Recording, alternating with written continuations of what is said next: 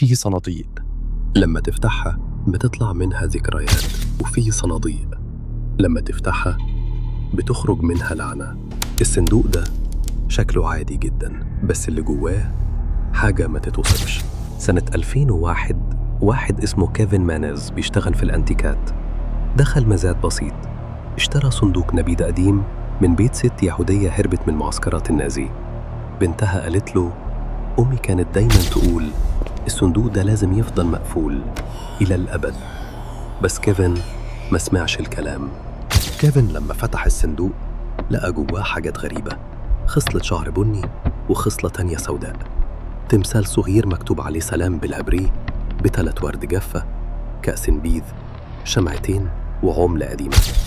مش حاجات من سوق خردة، دي أدوات طقس بيحبس روح وبيمنعها تطلع. كيفن حلم بسيدة عجوز عنها سودة بالكامل ووشها ميت وبتضربه وهو نايم. صحى مفزوع، لقى علامة حرق على دراعه. من هنا بدأت الحكاية. كل حد حاول يحتفظ بالصندوق حصل له حاجة.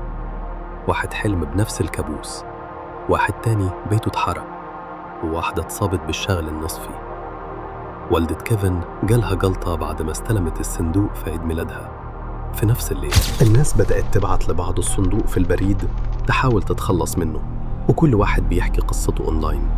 وفي الآخر حد عرضه على إيباي، كتب تحذير ده أخطر شيء مصقول على الكوكب وأنا مش بعذر. في الآخر الصندوق استقر في متحف الرعب في لاس فيغاس، وبتاع جوست أدفنتشرز هو اللي اشتراه.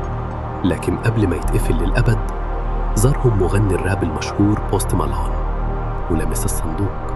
في خلال أسبوع طيارته كادت تقع، عربيته اتقلبت، بيته اتسرق، وهو قال بعدها أنا كنت هناك.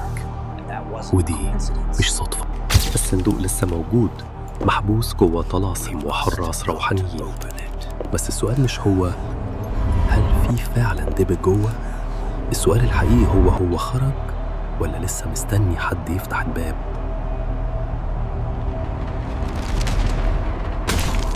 في خارج التغطية دايما في حاجة مستخبية مستنية حد يفتح بابها.